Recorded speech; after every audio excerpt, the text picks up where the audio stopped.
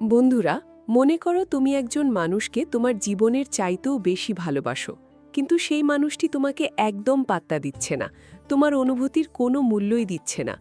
এই তীব্র মানসিক যন্ত্রণার মুহূর্তে তুমি কি করবে? কি এমন করলে সেই মানুষটি তোমার শূন্যতায় ছটফট করবে এবং তোমার জন্য পাগল হতে বাধ্য হবে? আজকে আমি তোমাদেরকে এমন একটি প্রাচীন ও শক্তিশালী উপায়ের কথা বলবো, যা ঠিকঠাকভাবে অনুসরণ করতে পারলে তোমার জীবনের এই অধরা স্বপ্ন বাস্তবে রূপ নিতে পারে। আমি গ্যারেন্টি দিয়ে বলছি, নিয়ম মেনে এই কাজ করলে সে তোমাকে ভালোবাসতে বাধ্য হবে, হোক সে বিবাহিত অথবা অবিবাহিত, তাতে কোনো সমস্যা নেই। তোমাকে যেটা করতে হবে, আমার দেওয়া কথাগুলো বা আমি যেভাবে বলবো ঠিক সেভাবেই তোমাকে কাজটা করতে হবে। যদি পারো, তাহলে তোমার সেই প্রত্যাশিত ভালোবাসার মানুষটি সবকিছু ছেড়ে তোমার কাছে ছুটে আসবে। বন্ধুরা, পুরো ভিডিওটি মনোযোগ দিয়ে দেখবে, নইলে কিন্তু আসল রহস্য বুঝতে পারবে না। পরে না বুঝে উল্টাপাল্টা কমেন্ট করবে। তোমাদের কাছে আমার অনুরোধ, তোমরা পুরো ভিডিওটি শেষ পর্যন্ত দেখে তারপর মন্তব্য করবে। হ্যালো বন্ধুরা, আমার নাম শারদা যোশী। আজ আমি তোমাদের সামনে এমন এক রহস্যময় জগতের দরজা খুলতে যাচ্ছি, যার ওপারে রয়েছে মানুষের অবদমিত বাসনা এবং মনের বিশাল শক্তির এক অদ্ভুত চাবিকাঠি। মানুষের মন এক বিশাল মহাসাগর, আর সেই মহাসাগরের তলদেশে লুকিয়ে থাকা ভালোবাসার অনুভূতিকে নিজের দিকে টেনে আনার এক অব্যর্থ মনস্তাত্ত্বিক কৌশল আজ আমি তোমাদের সাথে শেয়ার করব। যুগ যুগ ধরে মানুষ ভালোবাসার জন্য কত কিছুই না করেছে। প্রাচীনকালের মানুষেরা বিশ্বাস করত যে আমাদের চিন্তাধারা এবং মহাজাগতিক শক্তির মধ্যে এক নিবিড় যোগাযোগ রয়েছে। আজ আমি তোমাদের যে শক্তিশালী উপায়ের কথা বলতে চলেছি, তা অত্যন্ত প্রাচীন এবং এর মূল ভিত্তি হল মানুষের একাগ্রতা ও ইতিবাচক চিন্তার প্রতিফলন। এই প্রক্রিয়াটির প্রতিটি স্তরে রয়েছে নিজের মনের ওপর নিয়ন্ত্রণ আনার এক চমৎকার অনুশীলন। তোমরা হয়তো এতদিন কাউকে পাগলের মতো ভালোবেসে এসেছ, মন থেকে চাইছ তাকে নিজের করে পেতে, কিন্তু কিছুতেই সফল হচ্ছ না। এই না পাওয়ার হতাশা অনেক সময় আমাদের চারপাশে এক নেতিবাচক বলয় তৈরি করে, যা প্রিয় মানুষকে আরও দূরে ঠেলে দেয়। এই প্রাচীন উপায়টি মূলত সেই নেতিবাচকতাকে দূর করে তোমার চারপাশে এক প্রবল ইতিবাচক শক্তির বলয় তৈরি করবে, যা নারী পুরুষ উভয়ের জন্যই সমানভাবে কার্যকর। এই প্রক্রিয়ার সবচেয়ে বড় রহস্য লুকিয়ে আছে মানুষের ফোকাস বা ধ্যানের ক্ষমতার মধ্যে। আপাতদৃষ্টিতে প্রকৃতির কিছু সাধারণ উপাদান ব্যবহার করা হলেও মূলত এটি অবচেতন মনকে প্রোগ্রাম করার একটি দারুণ পদ্ধতি। এই উপায়টি এতটাই গভীরভাবে কাজ করে যে সঠিক নিয়মে সম্পন্ন হলে খুব অল্প সময়ের মধ্যেই তোমার নিজের ভেতরে এক অদ্ভুত প্রশান্তি আসবে এবং তোমার ব্যক্তিত্বের এই পরিবর্তন কাঙ্ক্ষিত মানুষের মনে আলোড়ন সৃষ্টি করবে। তোমাদের মনে নিশ্চয়ই প্রশ্ন জাগছে, কি এমন সেই উপায়ে যা একজন মানুষকে এতটা বদলে দিতে পারে? কিভাবে একটি সাধারণ প্রক্রিয়া একজন মানুষের চিন্তাকে প্রভাবিত করে তাকে প্রেমের বাঁধনে জড়াতে পারে? আসলে আমরা যখন তীব্রভাবে ইতিবাচক কিছু চাই এবং সেটার উপর পুরোপুরি বিশ্বাস স্থাপন করি, তখন প্রকৃতিও সেই চাওয়া পূরণে সাহায্য করে। এই রহস্যের জট খুলতেই তোমাদের পুরো প্রক্রিয়াটি খুব মনোযোগ দিয়ে শুনতে হবে। এই কাজটি করার জন্য কোনো নির্দিষ্ট দিন বা ক্ষণের বাধ্যবাধকতা নেই। যখন তোমার চারপাশ সম্পূর্ণ শান্ত থাকবে, যখন তুমি নিজের ভেতরের শক্তির সাথে একাত্ম হতে পারবে, ঠিক তখনই এই প্রক্রিয়া শুরু করা যেতে পারে। তবে মনে রাখতে হবে, এই পুরো সময়টিতে তোমার মনোযোগ যেন কোনোভাবেই বিক্ষিপ্ত না হয়। মনের একাগ্রতা এবং নিজের ওপর অটুট বিশ্বাসই এখানে সবচেয়ে বড় অস্ত্র। এখন তোমাদের মনে প্রশ্ন আসতে পারে যে এই প্রতীকী প্রক্রিয়াটি শুরু করার জন্য কি কি উপাদানের প্রয়োজন? উপাদানগুলো এমন কিছু যা আমাদের দৈনন্দিন জীবনে খুব সহজেই হাতের কাছে পাওয়া যায়, কিন্তু সেগুলোর সঠিক ব্যবহারই তৈরি করবে এক মনস্তাত্ত্বিক জাদুর বলয়। এই বলয় একবার তৈরি হয়ে গেলে তোমার আত্মবিশ্বাস এতটাই মজবুত হবে যে তা সরাসরি তোমার ভালোবাসার মানুষের মনকে ইতিবাচকভাবে স্পর্শ করবে। তোমাদের প্রথম কাজ হবে একটি নির্জন স্থান বেছে নেওয়া। স্থানটি হতে পারে তোমার নিজের ঘর, ছাদ কিংবা এমন কোনো বারান্দা যেখানে বাইরের কোনো কোলাহল পৌঁছায় না এবং কেউ তোমাকে বিরক্ত করবে না। এই সম্পূর্ণ প্রক্রিয়াটি তোমাকে একেবারে একা সম্পন্ন করতে হবে, কারণ অন্য কারো উপস্থিতি বা শব্দ তোমার ধ্যানের গভীরতাকে বাধাগ্রস্ত করতে পারে। তাই সবার আগে নিজের জন্য একটি পারফেক্ট ও শান্ত নির্জন স্থান খুঁজে বের করো। নির্জন স্থানটি নির্বাচনের পর সেখানে পূর্ব দিকে মুখ করে তোমাকে বসতে হবে। পূর্ব দিক হল নতুন সূর্যোদয় এবং নতুন আশার প্রতীক। বসার জন্য একটি পরিষ্কার আসন বা পবিত্র কাপড় বিছিয়ে নেওয়া অত্যন্ত জরুরি। এই আসনটি হবে তোমার এবং সেই ইতিবাচক মহাজাগতিক শক্তির মধ্যকার সংযোগস্থল। তাই স্থানটি এবং আসনটি যেন সম্পূর্ণ পরিচ্ছন্ন থাকে সেদিকে তীক্ষ্ণ দৃষ্টি রাখতে হবে।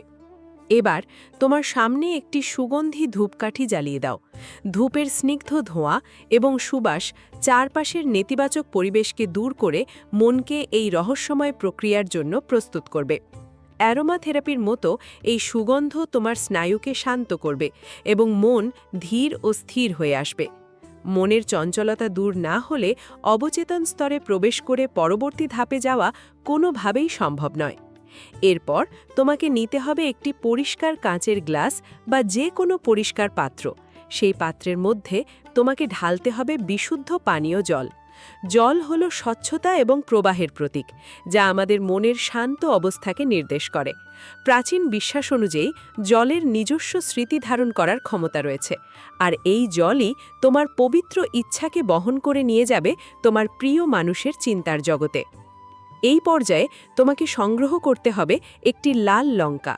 লাল রং হল আবেগ, প্রবল আত্মবিশ্বাস এবং তীব্র আকর্ষণের প্রতীক। এই লাল লঙ্কাটি তোমার ভেতরে জমে থাকা সমস্ত রাগ, অভিমান এবং হতাশার রূপক হিসেবে কাজ করবে। ডান হাতে সেই লাল লঙ্কাটি শক্ত করে ধরো এবং চোখ বন্ধ করে তোমার কাঙ্ক্ষিত মানুষের মুখমণ্ডল অত্যন্ত পরিষ্কারভাবে কল্পনা করতে শুরু করো। কাঙ্ক্ষিত মানুষের ছবি মনের পর্দায় স্পষ্ট হওয়ার পর অত্যন্ত গভীর ভালোবাসার সাথে তার নামটি তোমাকে 7 বার উচ্চারণ করতে হবে। প্রতিটি উচ্চারণের সাথে সাথে অনুভব করবে যেন তোমার মনের সমস্ত দ্বিধা এবং ভয় দূর হয়ে যাচ্ছে। 7 বার নাম বলার পর সেই লাল লঙ্কাটি তোমার সামনের সেই জলভরা পাত্রের মধ্যে ধীরে ধীরে ফেলে দাও, ঠিক যেমনভাবে তুমি তোমার সব হতাশা বিসর্জন দিচ্ছ। এই প্রক্রিয়ার পরবর্তী ধাপে তোমার প্রয়োজন হবে একটি সতেজ পান পাতা অথবা একটি অশ্বত্থ গাছের পাতা। সতেজ পাতা হল নতুন জীবন এবং ভালোবাসার বৃদ্ধির প্রতীক। এবার একটি লাল রঙের কালি বা মার্কার নাও। সাবধানে পাতাটির এক পাশে তোমার নিজের নাম লেখো এবং অপর পাশে তুমি যাকে ভালোবাসো তার নাম লেখো। এটি হল তোমাদের দুজনের মানসিক সংযোগ স্থাপনের একটি শক্তিশালী মনস্তাত্ত্বিক অনুশীলন। নাম লেখার সময় খেয়াল রাখবে যেন অক্ষরগুলো স্পষ্ট হয় এবং লেখার সময় তোমার মন শুধুমাত্র সেই সুন্দর সম্পর্কটির দিকেই নিবদ্ধ থাকে। নাম লেখা সম্পন্ন হলে সেই নাম দুটির চারপাশে লাল কালি দিয়ে একটি বৃত্ত আঁকবে। এই বৃত্তটি হল তোমাদের দুজনের মধ্যে তৈরি হতে যাওয়া এক সুরক্ষা বলয় এবং অবিচ্ছেদ্য বন্ধনের প্রতীক, যা যে কোনো নেতিবাচক শক্তি থেকে তোমাদের দূরে রাখবে। বৃত্তটি আঁকা হয়ে গেলে পাতাটিকে তোমার বাম হাতের তালুতে রাখো এবং চোখ দুটো সম্পূর্ণ বন্ধ করে দাও। এবার তোমার সমস্ত মানসিক শক্তিকে একীভূত করো। তোমার মন থেকে সমস্ত জাগতিক চিন্তাকে দূরে সরিয়ে দাও এবং শুধু সেই মানুষটিকে কল্পনা করো। কল্পনা করো যে সে তোমার ইতিবাচক পরিবর্তনে মুগ্ধ হয়ে তোমার জীবনে ফিরে এসেছে এবং তোমাদের মধ্যে এক চমৎকার সুন্দর সম্পর্ক তৈরি হয়েছে।